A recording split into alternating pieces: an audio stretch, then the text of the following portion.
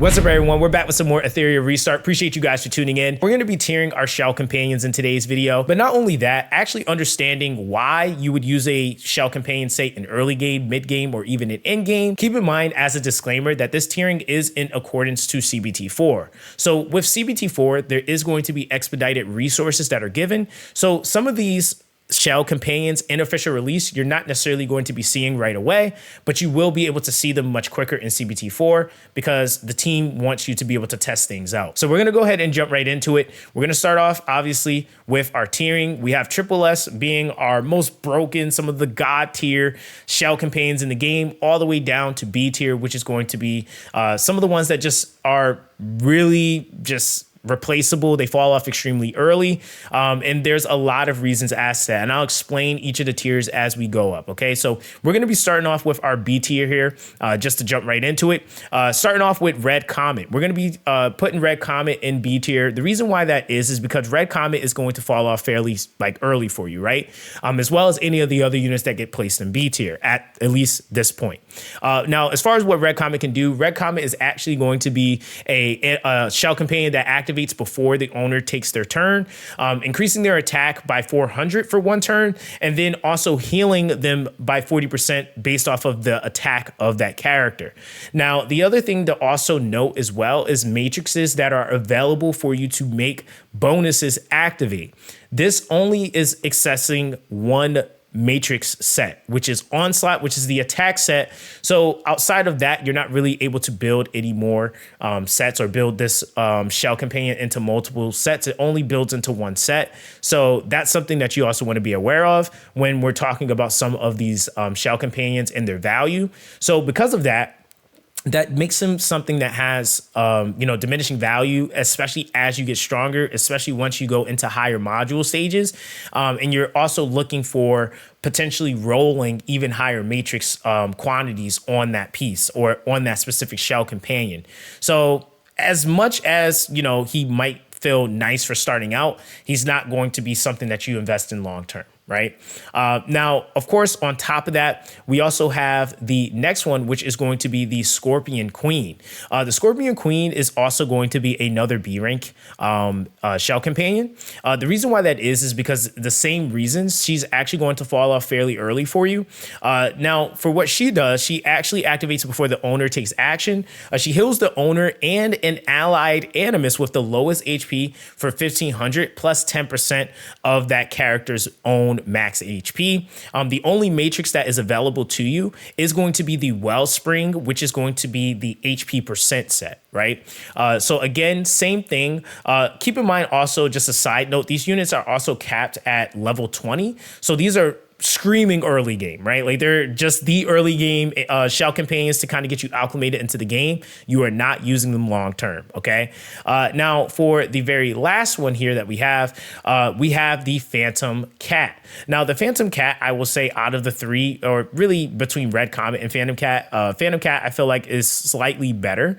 So we're gonna go ahead and place them in B tier here. But Phantom Cat actually is another one that's going to fall off. But this is basically another one that activates after the owner takes a turn, before they take their turn, and follows up the main person that they're attached to, dealing 40% plus an extra 1,000 damage on a critical hit, and then deals one additional hit, and that is going to be 40% plus 1,250 damage. Okay, trying to remember all this is crazy, but yeah, so that's how that essentially goes. Again, though, the issue you're going to run into is the only matrix set available that you can I would say pair up with your actual modules is going to be the Onslaught. So you're only getting the attack set there, which again kind of kills the longevity, but this is a somewhat decent one depending on the team comp you're using, because you also have to consider too, how often are you realistically going to be critting in the early game? Your crit's going to be fairly low. You will have some units that can boost crit, like for example, Gray. That's a unit that can actually help out with that to make this type of pet more useful, but it's not really going to be something that is just like high in value to you, like long term. Okay. So that's going to be all of the rare shell companions that we currently have in the game. The next one we're going to be getting into are uniques, which is going to be the next rarity up. These units are now going to have a max of 3-star. They're also going to be capped at obviously level 30 because of that. And then they also get more matrices accessible to them. So we're going to be seeing some variations here. Now, when we're taking a look at our very, very first unique, which is going to be Agent Lizard is going to activate before you actually go. And it's going to target the enemy with the lowest HP threshold. It's going to be dealing 60% damage plus an additional 2,400 damage. And then on top of that, if it is the first time you're activating the skill, it will tack on another additional 20% damage. Now, of course, with that, I would say that this is going to be a Shell Companion tiered at A rank, primarily because it is another one you're going to slightly invest in, but it is going to fall off for you as well. This is like one of the first times you'll kind of start to see a little bit more ramping. The base stat scaling obviously is a factor as well that definitely helps out, but it is going to be something that isn't going to be, on your Animus or character long term, right? You do have the Onslaught and the Speed set, which is the Swift Rush accessible as far as module combinations. But again, you're going to have much better down the line, right? Now, of course, we have next the Teacher Owl. Teacher Owl is pretty much in the same line, but just for, the support or healers specifically. Teacher Owl is basically going to activate before you actually take a turn. And then what it does is it basically increases the healing result by 2,000 that turn that you use it or that it is active, right? So we're going to be placing this in A rank because, again, there's going to be some higher value healing shell companions that come into play. Same thing, you have the Wellspring, which is the HP set accessible. And then you also have the Speed Rush set, which is accessible, which is why these are still going to tier higher than the units in B tier, because now you have the accessibility to the speed set to be able to make the combination with modules there, right? Now, on top of that, what you have next here, and this is a very interesting named shell companion. It is called the Unbridled or Unbridled Science. And so basically with that, this is going to be one of our first S-ranked shell companions. And the reason why that is because this shell companion basically has the ability, after you take an action or after you go, it will increase your strike prep by 40%. Now, essentially what that means is that after you go, your turn meter gauge will be increased by 40%. The other thing is that you have the Swift Rush set and the Unbreakable set, which is the defense set that is accessible on this specific shell companion for you to make that combination. But I feel like this is something that's going to give immediate insane value. It's going to completely change how some of your teams are able to rotate without having a massive amount of speed. Keep in mind also too, guys, a disclaimer as far as shell companions go. Shell companions do have cooldowns on them, by the way. So they're just not these infinite things that just pop off every time. They do have like cooldowns on them, and that's the reason why you're investing in them, taking their star rarities and those things of that nature up. So I just want to kind of put that perspective out there. Now, I will say that this is definitely like a low ranking S rank because there are some really insane Animus shell companions that exist in the game, but this is definitely one of the very first high value ones that you're going to come across. Okay, so that's basically that. Now we have Tamamo Doji. Okay, Tamamo Doji is also pretty interesting, I would say. This is like one of the first real DPS striker ones that you kind of get. And this one is basically before you take an action, it increases the attack of that unit by 600 for 2 turns, and it additionally increases your crit rate by 10%. Right now, on top of that, you're going to have the Onslaught set, which is your attack set, the Cure set, which is going to be a healing efficiency or effect set, and then the Harvest set, which is going to be the Ignore Defense set, accessible as far as combinations for modules there, or matrix combos. So this one is definitely a initial kind of entry level, I would say for DPS if you're looking for that, but comparatively to the other ones, I would say this is still an A rank, just because there are some other ones that we're going to go over that are going to just be better, but you still might slightly use this until you get to the other ones, right? So that's just kind of that. Now, when we're taking a look at our very next one here, we have White Gale. Now, White Gale is a support support shell companion. It's almost like saying a tongue twister there. But basically, before you take an action, you're going to have 2 hits of 25% plus 900 damage to the target with the highest attack on the opposing side. You can also extend the duration of non-control debuffs, and that is essentially what is inflicted on that character already. This is also excluding DOT, so you can't use this for DOT, but essentially it works for everything else. Now with that, it then increases the owner's effect accuracy by 15% for 2 turns. So it's going to make it a lot easier for you to land some of those debuffs, and these are some of those stat fillers that you might see or utilize. This is one that I definitely will say will fall into A rank. It is one that does work really well, but again, it's one of the ones that you're going to have in C that's going to fall off very early for you just because of the overall scaling. You're still going to use it. You do have the speed set accessible. You have Wellspring and Unbreakable as your matrix bonuses. So you will be able to make some use there. But for those that are like looking to put this on the DPS, you're not going to have any DPS based sets. But if it is more of a support based or a unit that can, you know, I would say is kind of catered more to like tanking down a little bit more, you'll see some more value coming from there, right? So that's essentially that. Now, the very next one here that we have is Reason. Now, Reason is another one that I feel like is going to be really nice as far as your first like actual healing, you know, kind of unique that you're going to have access to. So it's basically before you take action, it increases the healing amount by 30% for that turn. And if the target is healed less than 65% HP percentage, then it also applies a heal over time. Heal over time also heals 15% of the max HP of the character that it is applied to. And so with that, you also have the accessible matrices that are bonuses. You have Wellspring, if I'm not mistaken, you have Cure, and you also have Swift Rush, right? So speed, HP, and healing efficiency. So that's like through and through, it is a healer set, right? Or a healer shell companion. So I'm going to go ahead and place this right here for right now for the S rank for heals. I feel like that's a really nice one just to kind of keep your team alive, especially if you don't have, you know, a lot of potency yet on your character. This can really help out a lot for your healer, right? So now when we're looking at the very next one here, we have the Mermaid Princess. This is another one that I actually think is going to be extremely high tier for a lot of reasons. And this is especially in the early game, maybe even into like slightly like early mid game, because the Mermaid Princess actually is something that activates before you take a turn, but it will, if you have a debuff, it will remove up to 3 debuffs. That is going to be extremely invaluable. So that's automatically an S tier S tier just by default, right? That's something that's going to be super huge when you're talking about content where there's guaranteed, like say for example, the boss is going to stun someone or stun a character that you can't have stunned.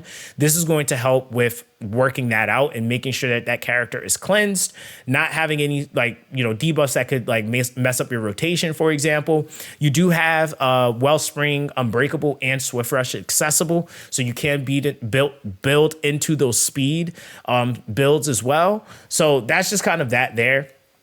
The other component to this too is that, again, this is going to be your very first Purify. I would say like Purify Shell Companion. So it's the only one that you're going to have that's going to even have this type of ability for a little bit. And so that's going to be a huge high in value, you know, early game shell companion that you're going to have access to. Budo Panda is going to be after you take a turn. It follows up the target that you just hit, and then it's going to deal 30% damage plus an additional 1200 damage on top of that, and it will activate on a crit hit. It will also then increase the owner's or the Animus that is equipped to's crit damage by 5%, and this can go up to 6 stacks. Now, the thing about this is that obviously in the early game, pushing into your mid game progression, you are going to start kind of thinking about things like fine tuning your crit rate a little bit more, you know, just trying to crit a little bit more often. You're not obviously going to be at the higher thresholds where you just innate have like 80%, but you are going to be utilizing characters like the freebie Gray, for example, where he gives a crit buff to your entire party. There are some other SR units that you'll have early access to that's going to allow you to be able to get that crit rate parameter up much quicker. So this is going to be one of the first ones that really starts to help out with scaling or doubling of the damage, which is essentially what critting does, right? Now you also are going to have the Onslaught set, Swift Rush, which is your speed set, and the Harvest set, which is going to be your Ignore Defense set as potential module combinations. And so with that, we're going to actually be placing the Panda here. I would say probably for me personally, I would say that this is definitely going to be one of the ones that can go into S tier starting out for early game. And I really want to emphasize that, like, this is like kind of like your pivotal, like, or pivot point Animus shell companions that you're going to come across. So that's something that I really want to just kind of emphasize there, right? Now, of course, lastly, who we have here is none other than the Star, literally called Star. This shell companion is also another one that's pretty nice because this one is going to activate before you take a turn as well. It's going to reduce your skill cooldown by 1 turn and then increases your strike prep, which is your turn gauge, by 10% after you act, okay? So the thing is that, again, you have Unbreakable, you have Cure, and you have Swift Rush accessible for you to make matrix combinations with. But this is another one that is going to be affecting your skills. You're not going to have a ton of skill investment in the very beginning of the game. So I am going to be placing Star in S rank. I do feel like that's something that is going to be high in value, is going to give you a lot of potential rotation potency there with being able to get your skill cooldowns, much lower, much quicker, especially because not all of your units that you're going to possibly have built are going to have max skill ups, right? Like that's just not going to be the case early, even into mid game. I would even say when you start to even get into late game, you still are going to have a ton of units that aren't max, right? Like there's just going to be what it is, right? So that's going to be something that can help you out tremendously. So that is essentially all of our unique units. We are now shifting into our epic units, okay? We're going to be starting out with Blizzard. So Blizzard is the infamous penguin in the game. I call him Mr. Freeze Penguin, but now the value does increase quite a bit, okay? With the epic companions, the epic companions are actually going to be capped at level 40, so they can go all the way up to 4-star max. They also are going to have now 4 matrix combinations that you can get. So this absolutely skyrockets their value, and their base attribute stat scaling is going to tremendously go up. Now, as far as what Blizzard does, Blizzard is going to be after you take an action, you have a 60% chance to reduce the cooldown of 1 random skill on cooldown by 1 turn. And this is on a 3-turn cooldown. Now, in comparison to like who we just mentioned, Star actually is on, if I'm not mistaken, a 4-turn cooldown. And so this is something that still slightly gives this a little bit more value. I will say that when you're looking at like Star comparatively to Blizzard, Blizzard is going to, or Star is going to be a little bit more consistent with the skill, but in comparison in everything else, you get more value with the Matrix, obviously with the scaling. And then of course, because you have more access to more potential passive slot roles, you then have more abilities or stats that you can allocate onto that specific shell. So this is the reason why this is still going to be placed above a unit like, or a shell companion like Star, for example. It's going to be our first double S because you're just going to see that immediate value. Now, when we're talking about what matrix sets you have accessible, it's going to be the defense set, which is Unbreakable, speed set. You're going to have Bramble, which is going to be your counterattack set. And then you're also going to have Bulwark, which is going to be the immunity set. So again, when you're talking about the combinations that you can make here, you're starting to see that there's some like tremendous value that you'll get from the module combos that you can actually do with these. So it's not just about what the shell companion can do, it's also about the matrix sets that you can fulfill or satisfy. So that's another thing that we're going to be just constantly harping on as far as value. Now, next up we have Black Flag. Black Flag is definitely one of my favorite support shell companions in the game. This one is going to be after you take an action, they will follow up and deal damage, 150 40% damage specifically to the target that you just hit, applying a 2-turn speed up to the person that this shell companion is equipped to, and then increasing their strike prep by 35%. So again, this is another double S, just off rip. Again, anything that can increase your turn meter gauge, your speed is going to be high in value, because increasing of your speed is going to allow you to rotate more. And then on top of that, you then have the turn meter gauge. 35% is really nice. So that is going to help you out tremendously. Of course, that's a little bit above the science, right? And so that then, of course, will be one of those ones that you might look at maybe possibly replacing the science with, if you are able to get one that rolls for the matrix that you're looking for, right? So again, you have Wellspring, Unbreakable, you have Swift Rush, and Bramble, which is going to be the counterattack again, as far as accessible matrices that you can combine, right? Now, the next one here is Shanha Jing. Shanha Jing is going to be basically another strike prep shell companion. So for every 3 actions accumulated by enemies, right? Very important. It increases the owner's strike prep by 25% and can be triggered 1 time per turn. Of course, this is immediately going to be a high value, double S, just off rip, just simply because, again, it is another example of anything that can increase your turn meter gauge. And then the fact that it can be triggered 1 time per turn, that's going to help you out tremendously. And with it being based off of your enemies going, this is a really nice like counter action. Like if they say, for example, do stun lock you or do stop you from being able to go first, for example, this is something that you can have in the background still being applied.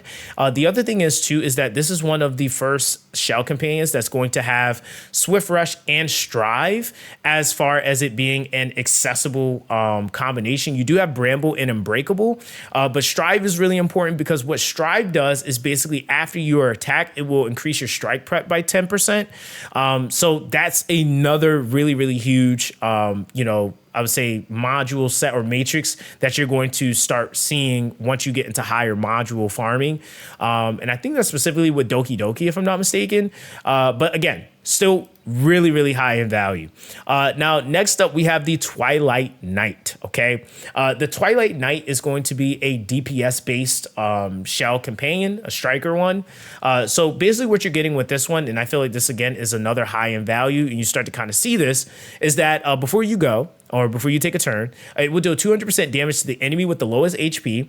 And then also on top of that, it will reduce their defense by an additional 60%. Now, as far as the sets that you have accessible, you have the Onslaught, which is your attack, Swift Rush, which is speed, Harvest is your ignore defense set. And then now, first entry or first visible, I would say, companion that has this is the Battle Will set, which is going to be a pursue set, essentially, right? It's like, essentially, after you use a attack skill specifically, there's a 20% chance that you will pursue the target. So this does not work on like your units that are just healing or just buffing and stuff like that. It has to be an attack skill to proc the Battle Will, okay? So that's another reason why this is like the perfect shell companion to put on a DPS, because then you can also build into sets like that. So again, with Twilight Knight, I think that this is another one that we're going to be placing into double S. Definitely feel like there is a lot of value that you can get at that point in the game. This is now starting to kind of creep into what I would say is probably like late mid game into like early late game, just because of the fact that you're now starting to do the higher shell companion fights. I will say that more than likely for most people, you'll probably be able to finish your shell companions before you'll actually be able to finish doing module dungeons. So that's just kind of like another side note there. But yeah, nonetheless, Twilight Knight, pretty solid, right? Now, on top of that, we also have Crossroads. Crossroads is our first life steal shell companion. This is a striker, so this is intended to be a DPS-based, shell companion. But basically, before you actually go, it will increase the attack by 800 for 2 turns, and it additionally applies a 2-turn life leech. Obviously, with life leech, basically it converts 30% of the damage that you deal into HP. So the more damage that you can deal, the more that percentage covers, the more healing you essentially get. The sets that this covers are going to be essentially Onslaught. You're going to have Bulwark, Fury, which is the first time we're actually introducing that in this video specifically, which is going to be basically when a character lands a crit, the damage result is basically increased by an additional 12%. And then, of course, we have the Ignore Defense set, which is going to be the Harvest set as a potential module combination. So, of course, because this is your first and only life leech, this is going to immediately have that value of being placed in SS, because there's no other life leech that you're going to get if that's something that you're interested in building into, right? Now, on top of that, our next one here is Diamond Heart. Diamond Heart is going to be for those that are looking to do a little bit more tanking down. Now, with that, before you actually take an action, you will have a 2-turn defense up applied to that character. And then it will also apply a shield equal to 360% of the equipped character's defense and an ally with the lowest HP percentage. So this immediately is going to be a SS, shell companion. And that's simply because, again, when you're talking about units, like specifically in the game, like one I can think off the top of my head, like Rahu, for example, the fact that if you can just start the fight out and when he goes, he gets a defense up and just some additional shield, that's just going to make that dude absolutely insane because he does damage based off of his defense. And then if you're using a character like Hellkid, for example, where you're able to give some more additional shield stacking, that's going to be insane for the survivability of a team comp. So, of course, as far as the shells matrices that are available, you have Unbreakable, which is your defense, you have Swift Rush, you have Cure, and then you have Bramble, which is the counter attack set, right? So very, very simple. Getting into our very last shell companion for this rarity, we have Electro Squid. Now, Electro Squid is technically the better variation of Reason, and essentially what Electro Squid is going to be doing is before you take a turn, it will essentially heal or have the healing increase, by 40% for that turn, and then if the target is healed less than 65% during that turn, it will then apply a 2-turn heal over time. Now, of course, with that, you also have the matrices available, the HP set, the speed set, the healing efficiency set, and as well as the immunity set, which is your Bulwark set, accessible to you. Now, of course, with that, it does give her a little bit more value than obviously Reason. So we're going to be placing her in the tier higher, which is going to be SS, okay? Now, moving on to our next rarity here. Now, I want to note a couple of different things. This is our final rarity. This is our legendary shell companions. A couple of different things to note here is that with the legendary shell companions, these are super in-game. You're really honestly, again, just to set real expectations, probably not going to be seeing these shell companions right away, especially in the official release of the game, but they are the strongest shell companions in the game, period.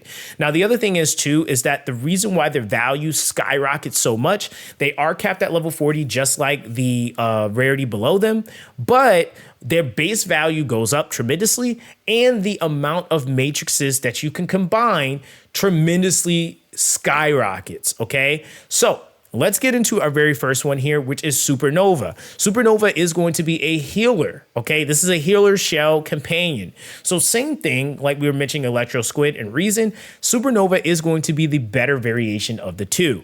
And so with that, if that is something that you're looking for, this is going to be one of our very first SS shell companions in the game, and specifically for healers. Now, when we're looking at the value that you get here, basically before you take a turn, it will basically increase the healing by 45%. So you get an additional 5%. And then it also increases the threshold. So instead of 65%, it's 75%. And then it will then apply a heal over time for 2 turns. But again, the real value is the fact that you now have all these different sets, the HP set, the speed set, the healing efficiency set, immunity set. You have another set that's now coming into play, which has not been introduced yet, which is the Time Weave, which is going to give you effect accuracy. And then there's also at the start of your turn a 35% chance to reduce the cooldown of all your skills by 1 turn. You also have Bloodbath, which is going to be your effect res, but then also it has an additional ability when it is at max, when you take cumulative damage greater than 20% of your max HP in a turn, the excess damage is then further reduced by 60%. So it's huge for tankier or tank down comps. That's going to be absolutely huge to be able to counteract some of those cleave meta comps, etc. Colossal Guard and Evol Guard are technically more super in-game. They are 6 bonus sets, so I do want to stress that. With the Colossal Guard, you're getting a defense increase of 25% and effect res of 20% at 6 pieces. And then at the Evol Guard, you're getting a healing efficiency increase of 12% and an effect res increase of 20%. So that, again, is super in-game. So just, again, keep that in mind. But this is going to be the highest value for the healers when we're talking about that healing efficiency increase and then the, essentially that adding of the heal over time. Now, next up, we have Law of Silence. Now, Law of Silence is actually pretty interesting. This is actually one of my very favorite, probably one of my top favorite, like damage reduction based shell companions in the game. What this one is able to do, so at the start of the battle, whoever this is equipped to, it will put them in a void state. So what exactly is the void state? The void state is basically, think of it as camouflage or essentially like invisibility or camouflage. So basically what it does is it makes it to where whoever is in the void state cannot be targeted by basically any enemy on the field. And then what it does is it also decreases the group damage taken by an additional 50%. So the reason why this is nice is because it helps mitigate some of the damage from AoEs, which are going to happen anyway. Like, you're going to get hit even if you're in void when their AoE happens, but it reduces that damage by 50%. And then on top of that, you can't be targeted by single target, basically, right? Now, not only do you get the void state basically for a turn, but every 4 turns, it will apply the void to you again, okay? Now, on top of that, at the end of all of this, it will then give you an additional 25% defense as far as it, applying a buff to you, right? So it's absolutely insane. This is really nice for those that are trying to like protect or safeguard maybe a potentially more squishier unit or a unit that you might need to ramp so that they can't be targeted, because a lot of the times what's going to happen is that, especially when you start looking at things like RTA, you're going to have units that people are going to target over other units because that unit is going to be maybe everything or the glue to your comp. And if they can get rid of that unit, it's going to make it much easier to break down the rest of your comp. So that can kind of help you with counteracting some of those actions, right? Now, of course, as far as matrices go, you have the attack set, speed set, you have the attack base pursuit set, you have Fury, which is basically the crit set that, or it's not really a crit set, but it's a set that essentially when you crit, you essentially can increase the damage by 12%. You have Keen Eye, which is going to be a incremented crit damage as well as one of the stat values that you're able to get from this, but it also, the first 3 instances of damage that you deal, it essentially will increase it respectively by 25%, 15%, and then 5%. Okay. Time Weave obviously is the cooldown, 35% for 1 turn. And then, of course, the Fury Edge is going to be going into some of our in-game sets with Fury Edge and Ether Plague. It's going to be a crit rate of 12% with crit damage 20% on the Fury Edge. And the Ether Plague is going to be HP percent of 25% with effect accuracy of 20% as well. Okay. So just to kind of paint that picture, that's basically that. Oh, tiering. Triple S, my bad. I never even placed them. Now, next up, we have Golden Lion. Okay, Golden Lion is another one for the strikers that's actually going to be quite potent. Actually does the job a little bit better. If I'm not mistaken, I think the one that is, I'm trying to think of who this actually is catered or correlated to. I think it might be maybe Budo Panda. I think it's Budo Panda. It's definitely Budo Panda, because essentially what Golden Lion does is every 3 times you basically use 1 skill, it increases the owner's crit damage and effect accuracy by 8%, and it goes up to 5 stacks. Now, the thing about this is that there is no cooldown on this, which is really nice. So you are just essentially going to build up to the 8 stacks, and then it stops, right? But because you're getting crit damage and effect accuracy, that's a really unique combination. So that's going to more than likely for those that are maybe filtering other stats, it's going to help you with getting stat values like more crit damage or effect accuracy so that you can focus on things like your crit rate, maybe your effect res, or other damage values like attack percent, for example, right? Now, as far as the sets that you're going to have here, you're going to have attack, speed, you're going to have the pursuit attack based ability, you're going to have counter attack, you're going to have the instance damage increase, which is the keen eye, which is 25%, 15 and 5% respectively. You're going to now have momentum being introduced here, which is this is going to be the crit set technically, but the final ability that you get with this is that basically when you're attacking, for each debuff or control effect on the target, damage is increased by 6% up to a max of 30%. And then, of course, we have Fury Edge again here, which is the crit rate, crit damage set for the 6-piece. And then we also have Swift Raid here, which is this is going to be our next speed set that's going to have speed of 15% with an additional 20% attack on it, okay? And again, for the value and for what you're able to get from the Golden Lion, this is going to be your triple S, so it's the best of the best for what it does. Now, again, in the future, we're probably going to have a tier list that's just for the highest ranking shells, just so that you can see more of a breakdown of the value of what you might invest in over another one for these specific things. But again, that's just kind of that, right? Now, next up, we have Alicorn. Alicorn is a, how can I put it? Probably going to be a super meta, especially for PvE, right? I feel like this shell is going to have some value in PvP for sure, but PvE, this is going to be extremely nice. Now, when we're talking about what this shell companion is able to do, before you take a turn, if you have any debuffs, it will dispel 3 debuffs, okay? And the cool thing is that for every 1 debuff dispelled, you recover 10% max HP. This is immediately a triple S, okay? There's no reason why you wouldn't want to use something like that. Granted, you do have another shell companion that's able to give you some of that value in the lower tiers, but they do not heal per purified debuff. That's, again, a absolutely insane and huge thing. Now, again, I keep taking moments to stop and reiterate, like, these are so in-game. I don't want to set the expectation that you're going to have these right away, because you are absolutely not. CBT, they're going to let you test them out more than likely, or you're going to have quicker access to them. But I'm telling you guys, in official release, you're not going to be getting these right away unless they do change some things, okay? So I just want to make a note of that. And I'm constantly saying it because I know some people's brains check out throughout the videos. And I just want to make sure if they didn't catch it the first time, they didn't catch it the second time, they caught it the third time, you know? So again, that's basically that. Now, I will say that this next shell companion we're going to be talking about, Codex of Magic, might actually be one of the scariest shell companions in the game.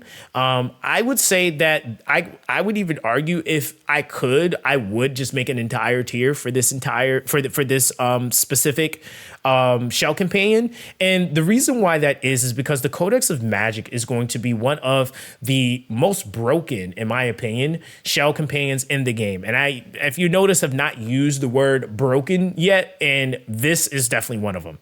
So basically, before you take a turn, what this is going to essentially allow you to do is that whatever skill that you use that has a skill cost, it will essentially zero the skill cost out. So with that, it will also increase the speed of the character that this is equipped to by an additional 10% for 2 turns. Now, what does that mean?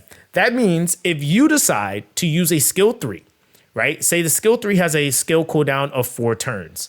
It will not count as far as the skill cooldown proccing. So basically what happens is that you can use your skill 3 twice in a row with this specific shell companion. If you use your skill 2 and it has a cooldown on it, you can use your skill 2 twice in a row.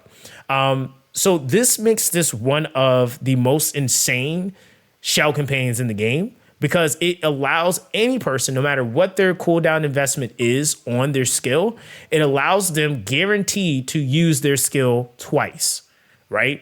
So with that, I'm going to actually place the Codex of Magic at the front of the list here, because this is one that a lot of people, no matter what, are going to be building and want to use. On top of that, when you're also looking at the shell matrices that you're able to have as well, you have the speed, you have Strive, which is a strike Prep, which is turn meter gauge push after you are attacked.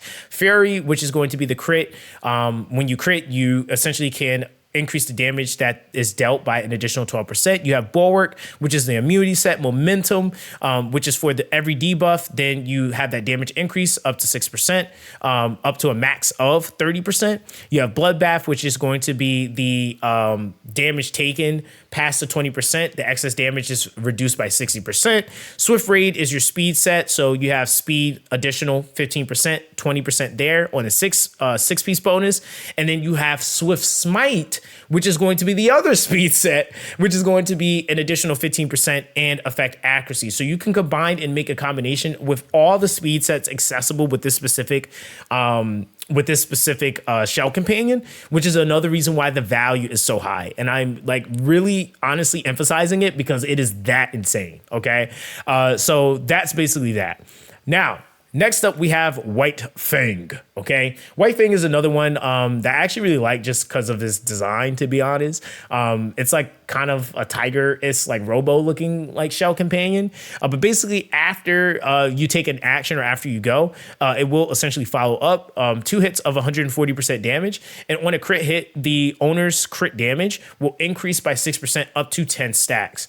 So this is obviously going to be, if I'm not mistaken, I'm trying to remember who this is the better one of. I think this might be, man, trying to remember all these shell companions off the top of my head is kind of interesting. It might be the better version of Budo Panda. There we go. So Budo Panda is essentially going to be completely outclassed by this variation. One, again, because of the matrices that you're able to get. So we're going to put them in triple S. But then also because of the damage, right? So it's much more damage that you're able to get out of that. The crit damage you can stack goes up tremendously. So that's another huge like pocket value thing to kind of consider there.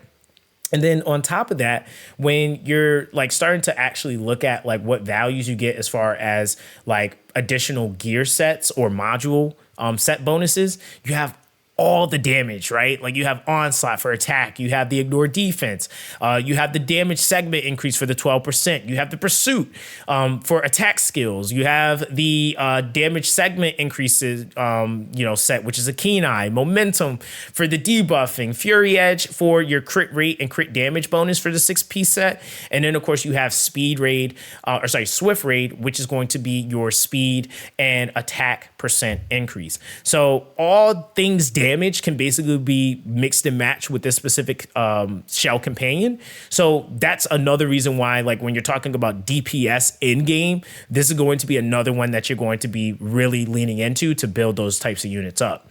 Now, the next one is another favorite of mine.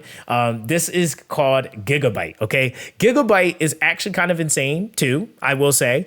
Gigabyte is another turn meter, like turn pushing shell companion. So for every 3 actions accumulated by enemies, it increases your strike prep by 35%, and it can be triggered one times per turn. Keep in mind the one we were looking at before, if I'm not mistaken, was Science. And Science can actually increase by 25%. This is now going up an additional 10%. So you obviously get like over the course of say 3 turns, you're getting an additional 30% more strike prep push, which is like kind of insane. And then on top of that, you have a lot of the supportive, like, speed, of course, is there. HP is there for the matrices. You have healing efficiency. You have strike prep push. You have the cooldown for the 35% chance, the excess damage reduction of the 60% if the damage is over 20% max HP. And then you, of course, have Ether Plague and Evil Guard here, which is going to be your 25% and effect accuracy of 20% increase, as well as the Evil Guard, which is healing efficiency of 12% and effect res of 20% as well, right? But Gigabyte's really nice for that. This is, again, just giving you more value over the course of turns. So a lot of people are probably going to want to use that, and we're going to be placing Gigabyte and Triple S as well. Okay, so that is all of the initial roster when we are talking about shell companions, okay? Obviously, there are a lot of shell companions. I think we got 31 of them already. And there's so many different things that you have to consider things that can potentially affect what you and why you might use a shell companion. Now, with the next ones that we have here, I'm not actually going to be tiering these until we're a little bit deeper into the beta. The reason why is because these are not fully tested yet, and I don't want to actually tier them without properly testing them. So if you want to see and want to be a part of the tiering and giving more value to not only the units here that are tiered, but also the units that are going to be tiered, definitely make sure that you guys like and subscribe to the channel. This is extremely important because it is going to take the community's effort, okay, so that we can make sure that we're looking at these units properly, thinking about multiple different combinations and facets of the game to be able to utilize these characters. Now, overall, with the value of the units, they're pretty straightforward. I will say that there's a high probability this will be some high ranking, shell companions, but I think what we might also do in the very next shell companion video, considering that there are going to be some shell companions that you're just not going to use for very long, we'll take those out and only operate or take a focal look at the ones that you really will be using over the course or the lifespan of your account. So that's basically that. So again, guys, make sure that you guys are here. We're going to be doing some tiering on the live stream. Okay, so once we get into some more testing, we will be obviously tiering, revisiting these tier lists, and not only just during the beta, but also into the official release. So that's going to be basically that with this one, guys. I hope that this video was able to give you some more insight, just some generalized understanding. I feel like the tiering, again, is very simple. Like, it makes sense, right? But I also wanted to use this as an opportunity to further explain what these shell companions can do, so you can kind of start getting your gears turning as far as what you might want to utilize in a team composition. I appreciate you guys for watching all the way to the end if you've gotten to this point, but make sure you guys come through to the Discord, not only mine, but also the official Discord. All the links will be down below, but that's going to be that. Everyone stay blessed, and I'll catch you guys in the next one.